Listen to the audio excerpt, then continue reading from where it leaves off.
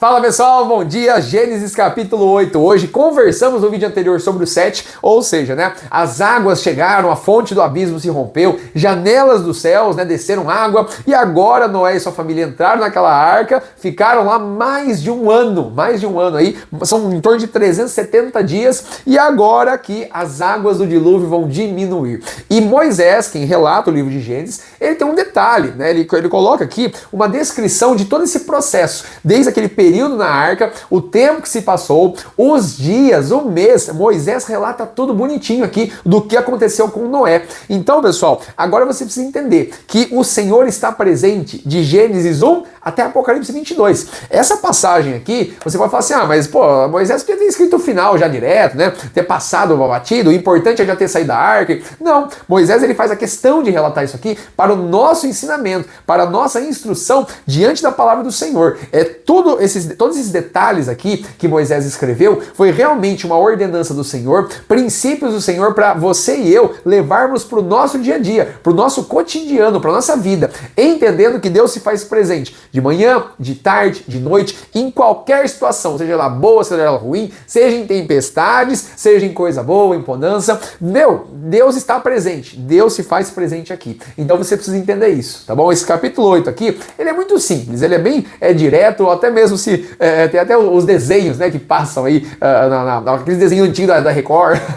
Agora tem aqui no YouTube mesmo, tem tantos outros, mas que realmente quando a gente lê com aquela maturidade espiritual, a gente enxerga de uma outra forma e a gente faz essa relação com a nossa vida. E o alvo principal, como sempre, é o nosso Senhor Jesus, Você sabe que Jesus está presente desde antes da criação, da fundação do mundo. Então, você precisa entender isso, que ele está aqui em Gênesis capítulo 8 e nós vamos fazer essa ligação também, tá bom? Então, já pega a sua Bíblia aí, pega a sua caneta e bora que bora. Olha só, o versículo 1 diz assim: Lembrou-se Deus de Noé e de todo animal e de toda a res que com ele estava na arca.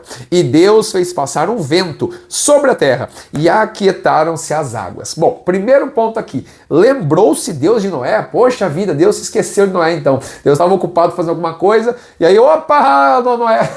Não é nada disso, pelo amor de Deus, tá? Deus não é homem para se esquecer, não é homem para fazer essas coisas doidas aí, não. Deus é Deus perfeito. Deus, ele é santo, ele é puro, ele é reto, ele é justo. E ele não se esqueceu. Pelo contrário, essa expressão lembrou-se aqui é o quê? Que agora Deus vai aplicar a justiça dele, a misericórdia naquele momento. Ou seja, as águas vão abaixar, ele vai dar o tempo certinho, e aí Noé vai descer na arca com a sua família e realmente vai ver toda a terra ali na frente deles, e eles vão ser, a terra vai ser povoada novamente e tudo mais. Mas vamos com calma. Esse lembrou-se aqui então significa misericórdia, que Deus vai estar aplicando na vida ali de Noé e de toda a sua família e também de toda a sua criação. Como eu já falei para você lá atrás, Deus ama a sua criação. Nos 6 dias, Deus sempre falou, isso aqui é bom, isso aqui é bom, isso aqui ficou bom, isso aqui é muito bom. Então lá em Gênesis capítulo 1 você vai vendo isso, essas expressões. E viu Deus que ficou tudo muito bom, toda a sua criação. E depois que Deus pede isso, Deus realiza esse feito aqui, ele mandou um vento para aquietar a água.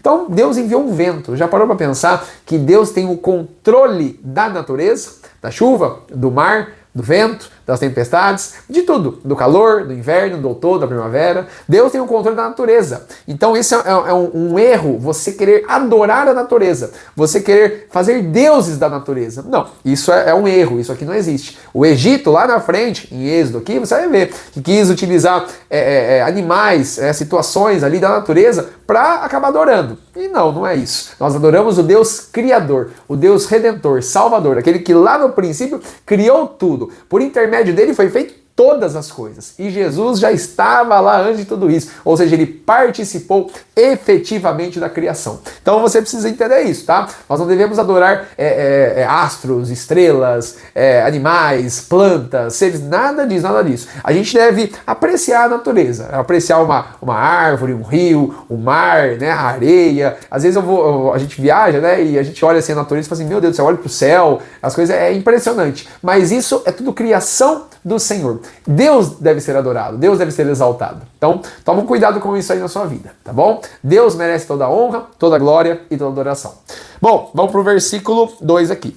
Cerraram-se também as fontes do abismo e as janelas dos céus, e a chuva dos céus deteve-se. Então agora Deus tem o controle, como eu já falei para você, o controle total. Ele fechou as fontes do abismo, janelas dos céus, e a chuva parou. Basicamente, virou a chavinha, desligou tudo, né? Acabou, chega, né? Fechou o registro. Fechou o registro ali, acabou. Agora teve que esperar um pouquinho mais a água baixar, né? E as águas tornaram de sobre a terra continuamente. E ao cabo de 150 dias, as águas minguaram. Então, presta atenção nisso aqui, pessoal. Deus não passa por cima da ordem da sua criação. Você concorda comigo que Deus poderia basicamente fazer assim, ó, um estalar de dedos, acabar com tudo, fazer tudo de novo, resetar tudo, fazer assim, ó, mas de uma forma de segundos, até mesmo antes, puf, e acabou, tá tudo certo, segue o jogo.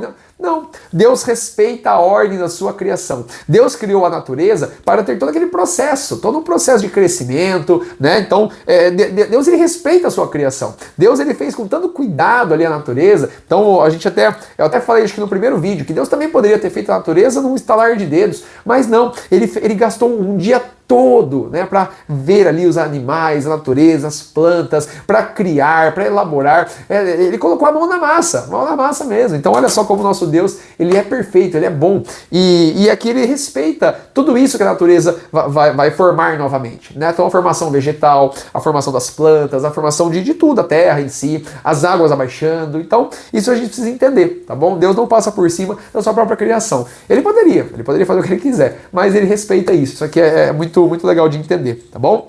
Versículo 4. E a arca repousou no 7º mês, no dia 17 do mês, sobre os montes de Ararat, tá? Então realmente agora a arca parou ali no monte e a água foi diminuindo.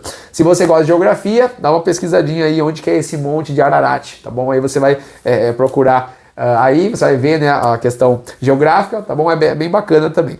E foram as águas indo e minguando até o 10º mês. No 10º mês do primeiro dia do mês, apareceram os cumes dos montes, ou seja, os picos, né? Lá em cima, lá apareceu a parte de cima dos montes aí, e ainda assim, aconteceu que ao cabo de 40 dias, abriu Noé a janela da arca que tinha feito. Ou seja, a arca parou, apareceu ali a primeira parte dos montes e Noé abriu a janela ali, né? A gente não faz ideia de como que era essa janela, onde que estava ali. Deus especificou, né, ali atrás na construção da arca, mas assim, imaginar tudo isso é bem difícil, né? É bem difícil mesmo.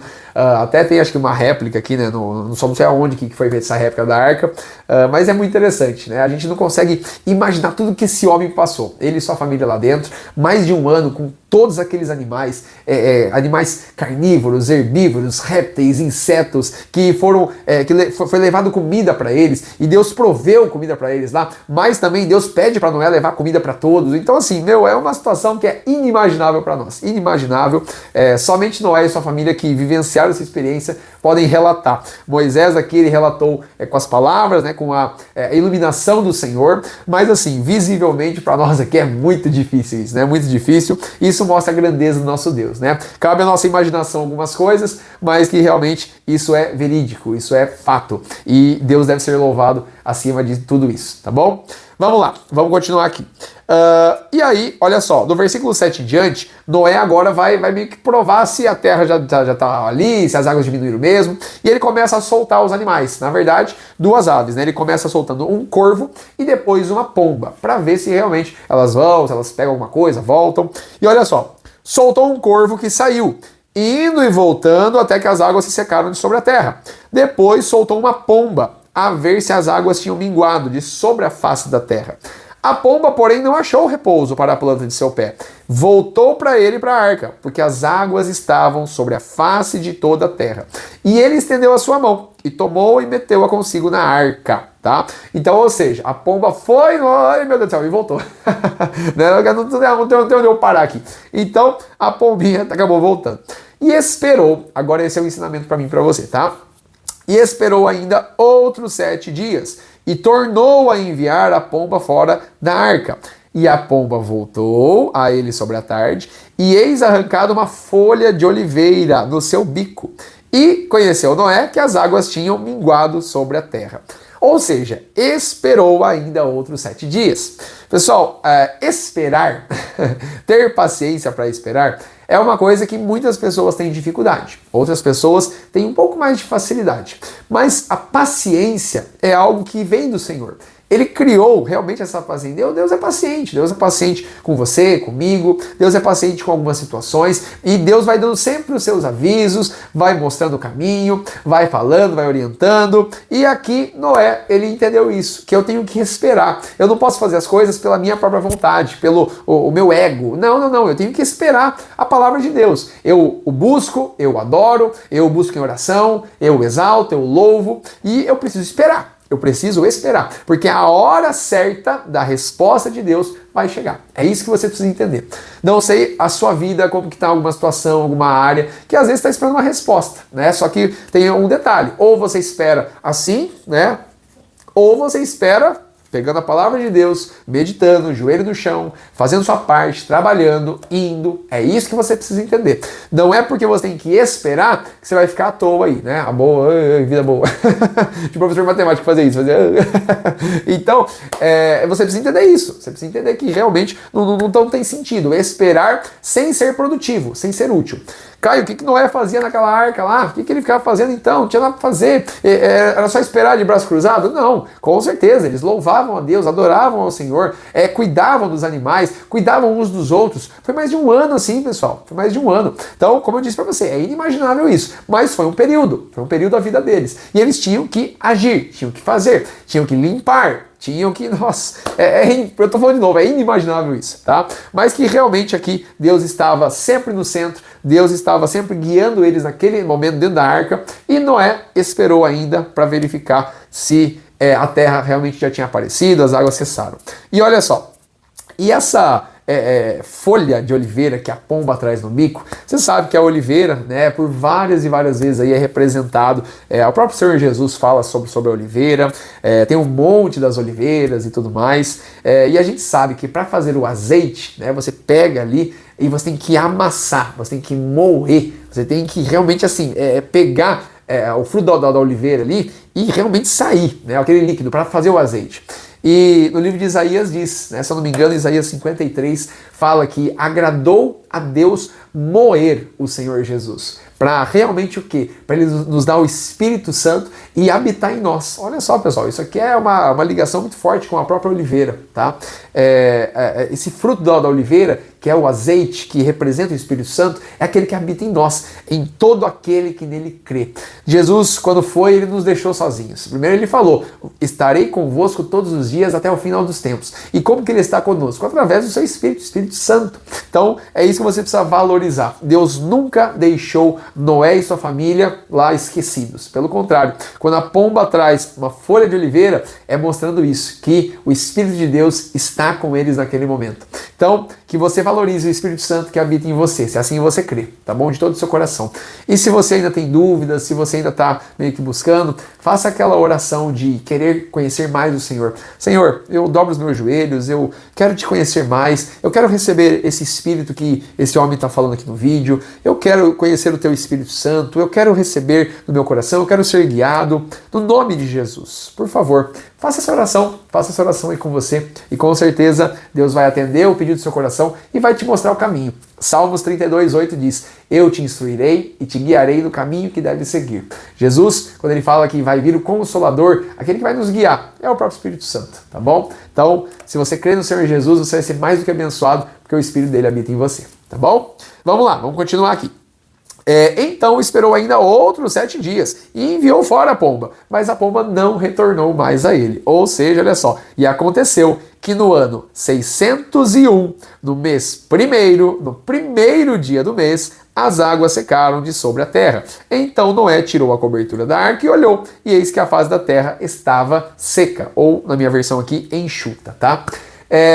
Agora a pomba foi embora, realmente, agora é a hora de seguir o jogo. Tá? Quando Noé viu tudo aquilo lá, e olha só que interessante, né? No ano 601, então, ou seja, passou aí um período de um ano, no mês primeiro, no primeiro dia, olha só, essa expressão primeiro representa mesmo, agora, ó, tudo se fez novo. E eu quero fazer uma ligação daqui a pouquinho com o livro de Apocalipse para você entender. No primeiro mês, no dia primeiro, então agora é tudo novo, tudo novo. Agora acabou todo aquele velho mundo, aquela corrupção que estava lá, agora acabou. Agora através de você, Noé, e sua família, vai ter a genealogia que vai levar ao Senhor Jesus. E agora é isso que a gente precisa entender, tá bom?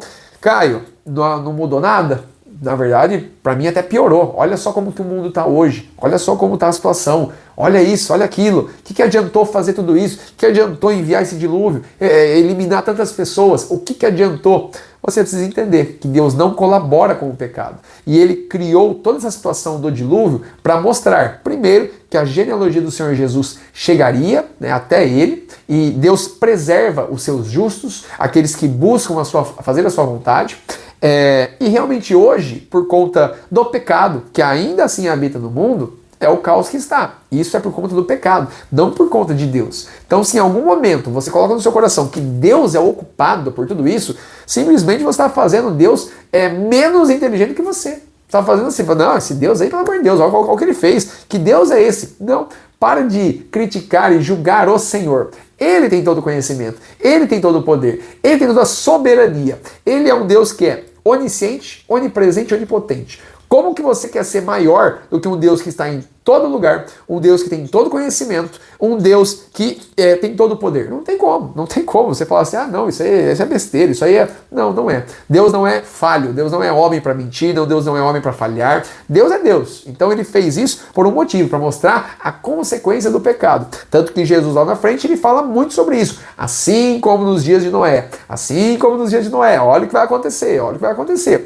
Nos avisando de novo. E tá tudo aqui, na palavra dele. Então eu espero que você consiga meditar nessas palavras e valorizar elas. Que Deus é um Deus que nos dá aviso, que tem misericórdia, que tem paciência, tem amor em primeiro lugar a nós, porque ele se sacrificou naquela cruz do Calvário por amor a você e a mim. Então, ele não é omisso, ele é um Deus presente. Mas, se você quer ouvir a voz de Deus, se você quer aprender mais do Senhor, se relacionar com ele e buscá-lo, vamos lá, pega a sua Bíblia aí, leia ela, medite nela, dobre os seus joelhos e viva de acordo com a palavra de Deus.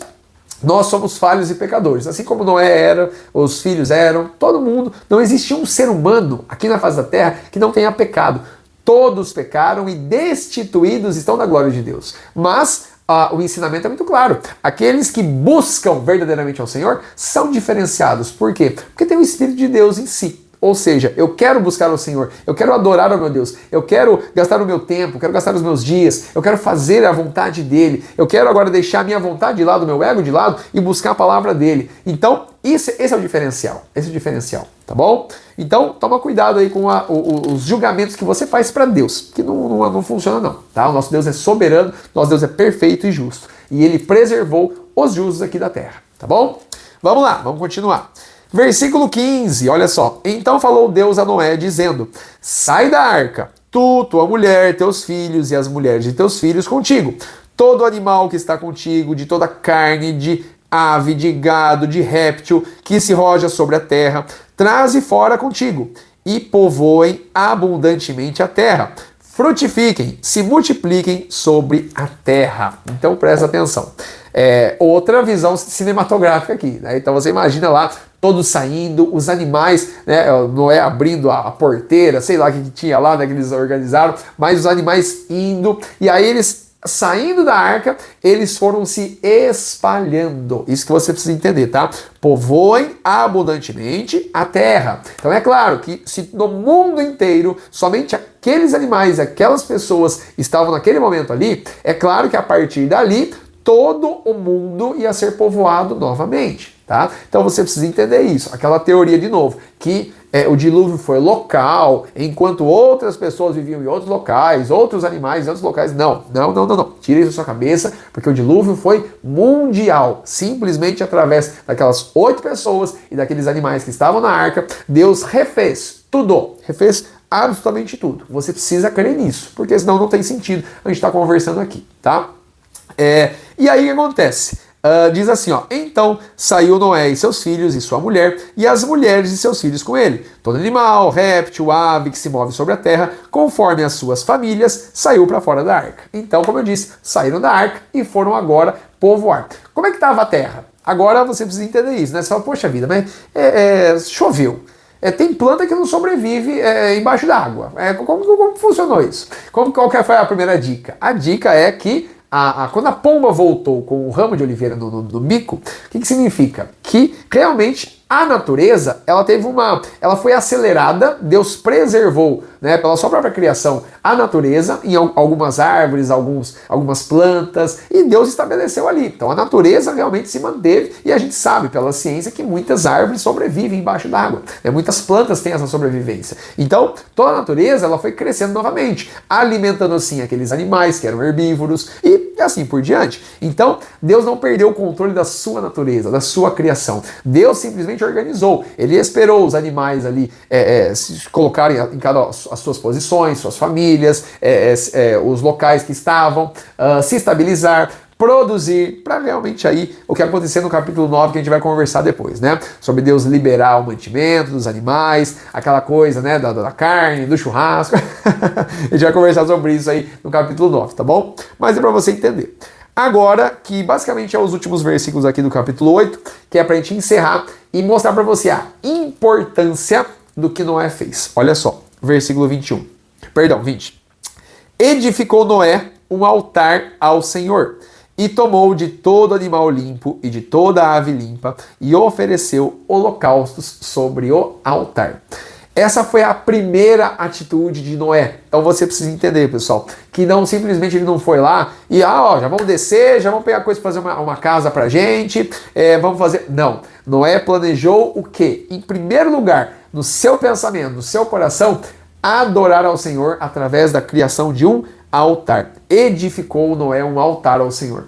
Noé entendeu que Deus os resgatou, que Deus os salvou, Deus os libertou, Deus os poupou. Olha só, você quer coisa melhor? Poxa vida, que coração grato de Noé e sua família para edificar um altar ao Senhor. E olha só, tomou de todo animal limpo e de toda ave limpa. Lembra lá que Noé tinha separado, por ordem de Deus, alguns animais e realmente aconteceu aqui. Noé ofereceu esses animais como holocausto. Lá no livro de Levítico você vai ver toda a ordem de Deus para os holocaustos. E tinha que ser animais limpos, não poderia ser qualquer tipo de animal, tá bom? E aí Noé vai lá e oferece aqui holocausto sobre o altar. E olha só o 21. O Senhor cheirou, isso aqui é interessante, né? O Senhor cheirou o suave cheiro e disse em seu coração: não tornarei mais a amaldiçoar a terra por causa do homem, porque a imaginação do coração do homem é má desde a sua meninice, nem tornarei mais a ferir todo vivente como fiz. Presta atenção nisso, tá? Duas coisas. O Senhor cheirou. Cheirou. Poxa vida, Deus cheira, Deus sente o cheiro. Isso aqui é importante entender, porque nós temos os sentidos. Nós temos tato, paladar, audição, olfato, nós temos os nossos sentidos aqui. E Deus também. Por quê? Porque Ele é o criador de todos os sentidos. Deus gosta de um bom paladar, de uma audição, Ele gosta de ouvir, de sentir, de ver. Ele é o criador dos sentidos. Não teria sentido viver totalmente sem sentido.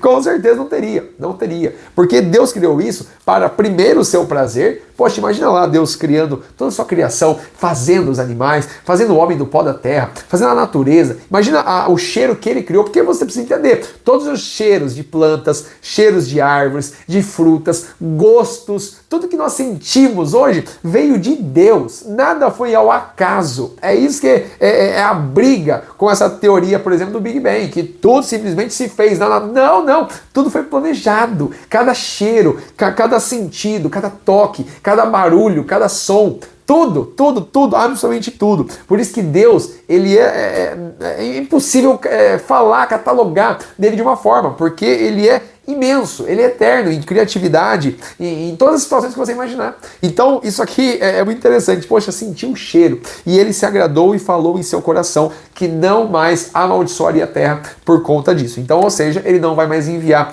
uma forma de destruição em chuva, de dilúvio, fontes do abismo vão voltar. Não. Tudo o que foi criado no dilúvio, Deus prometeu que não mais vai fazer dessa forma aqui, tá?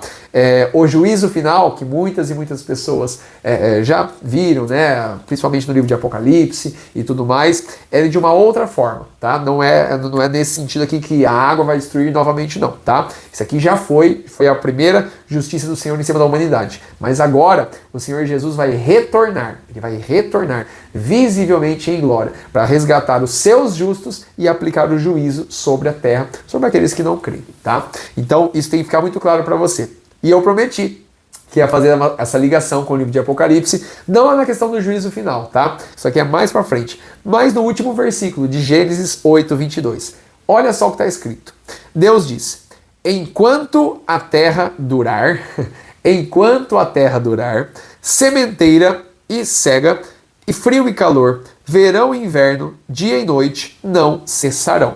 Ou seja, enquanto a terra durar. Vai haver as estações, vai ter frio e calor, vai ter dia e noite, vai ter plantação e colheita, vai ter tudo isso. A terra vai dar o seu fruto, vai ter tudo, enquanto a terra durar. Por que Moisés escreveu isso? Você já parou para pensar? Por que ele pegou e falou assim, enquanto a terra durar? Ele poderia simplesmente ter falado assim, agora vai continuar, as estações, vai continuar, mas ele escreveu isso, enquanto a terra durar.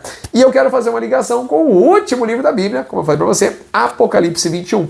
Já pega a sua Bíblia aí e olha só o que está escrito em Apocalipse 21, no versículo 1, tá? Isso aqui é fundamental, a gente entender, crer também, tá bom? A epígrafe é o novo céu e a nova terra. Olha só. O apóstolo João que está descrevendo isso, tá? E vi um novo céu e uma nova terra, porque já o primeiro céu e a primeira terra passaram, e o mar já não existe. E eu, João, vi a santa cidade, a nova Jerusalém, que de Deus descia do céu, adereçada como uma esposa ataviada para o seu marido. Então pronto, pega a sua caneta e já circula aí, ó. Primeiro céu, primeira terra, passaram e o mar já não existe. E aí você volta lá para Gênesis 8:22 e está escrito enquanto a terra durar. Ou seja, pessoal, essa terra aqui não é eterna, sinto muito. Deus vai vir aqui pessoalmente através do nome do Senhor Jesus, através da pessoa do Senhor Jesus, ele vai vir em glória, vai descer em glória e nós habitaremos com ele na nova Jerusalém. O primeiro céu e a primeira terra passaram e o mar já não existe. Então você precisa entender isso. Tudo se fez novo. Absolutamente tudo. E todas as coisas se fizeram novas. Então, a palavra diz que nem olhos viram, nem ouvidos ouviram, e nem penetrou no coração do homem o que Deus tem preparado para aqueles que nele esperam, que o buscam. Ou seja, pessoal, não adianta você ficar querendo ligar esse versículo aqui com a sua vida profissional, com não sei o quê. Não é na terra, não. Não é na terra, não. É no céu. A gente é inimaginável. O que João descreveu em Apocalipse aqui, ele foi usando coisas que ele via na terra. Ele falou assim, olha, parece isso, é tal isso. Tem coisas que ele descreve com certeza. Olha, é isso. Mas tem coisas que ele fala, é como se fosse parecido com... Porque é inimaginável para nós. Então você precisa guardar isso no seu coração. Esse mundo aqui não é eterno. O que é eterno? O nosso Deus, o Espírito Santo do Senhor, o nosso Senhor Jesus e todos aqueles que nele creem. Porque nós estaremos com ele na eternidade, reinando com ele, vivendo com ele, o adorando dia após dia. É isso que você precisa entender, tá bom? O foco não é a terra. Jesus disse que a gente não pode aqui nessa terra ajuntar tesouros, porque aqui vai corroer coisa, vai corroer isso, o ladrão vai pegar, vai ter um monte de coisa. Ajuntar coisas aqui é simplesmente você depositar sua confiança no que você está vivendo. Caio, você está falando que eu não posso me planejar, trabalhar, deixar coisas dos meus filhos? Não é nada disso que eu estou falando. Eu estou falando para você, para não depositar sua fé e confiança no que você está vivendo agora aqui, ó. Tipo, é a minha casa, minha terra, minhas posses, meu dinheiro, meu isso. Se amanhã você se for, você não vai levar nada. O que você vai fazer? Jesus disse, ajuntem tesouros no céu. Ajuntando tesouros no céu, aí sim você vai ter o seu galardão, a sua recompensa, porque você honrou a Deus com os seus princípios, os seus valores, com a palavra dele e você juntou tesouros no céu. Aqui na terra, você tem que preparar o quê? O terreno para você viver aqui com a provisão do Senhor. Você tem que abençoar seus filhos, sim, com as posses que você possui, você vai deixar para eles, sim. Você tem que fazer isso, mas isso é um básico do básico. A sua preocupação não deve ser essa. O seu propósito de vida deve ser esse. O seu propósito de vida é buscar o reino de Deus, juntar tesouros nos céus. Leia lá Mateus capítulo 6 para você entender sobre essa ansiedade de querer as coisas da terra. Não é isso. O nosso foco de vida, nosso objetivo de vida é buscar o Senhor, a presença do Senhor, o reino de Deus, juntar tesouros no céu, abençoando pessoas aqui na terra, evangelizando, passando a palavra dele, meditando nessa santa palavra todo dia, dobrando os nossos joelhos, agradecendo, fazendo diferença na sociedade, ajudando pessoas, tudo baseado com a palavra de Deus, tudo conforme o mandado do Senhor, a ordenança dele, porque Deus é amor e Ele coloca o seu amor no nosso coração para transbordar, espalhar isso para as pessoas. Isso é juntar tesouros no céu. Não é pegar moeda, dinheiro, posse, isso diz nada não. Jesus está nos preparando um novo lugar. João capítulo 14 ele fala, vou preparar para vocês um lugar novo, completamente novo. Então, você não vai levar nada aqui. Ah, não, mas eu quero essa mesa aqui. Não, deixa essa mesa aqui. Esquece, não vai. Lá vai ser uma nova casa, um novo lar. O primeiro céu e a primeira terra passaram. Você não vai sentir saudade de nada, porque Jesus é maravilhoso e Ele planejou um lugar maravilhoso para os seus, tá bom? Pessoal, isso é o que Gênesis capítulo 8 nos ensina. Espero que você tenha aprendido um pouquinho de alguns detalhes. Você fica à vontade aí para pesquisar mais, para meditar mais na palavra do Senhor e com certeza Deus vai tocar no seu coração aí, porque essa palavra mostra claramente o tamanho da misericórdia de Deus, a justiça de Deus a nosso favor, na nossa vida, porque tudo que Ele tinha que fazer, Ele já fez. Esse livro aqui, ó, tá fechadinho, tá? Mas aqueles que o buscam e o adoram em espírito e em verdade, um dia estarão com Ele nos céus, onde tudo vai ser novo, perfeito, maravilhoso, tá bom? Então, é isso. Nos vemos no capítulo 9. Um grande abraço, Deus abençoe.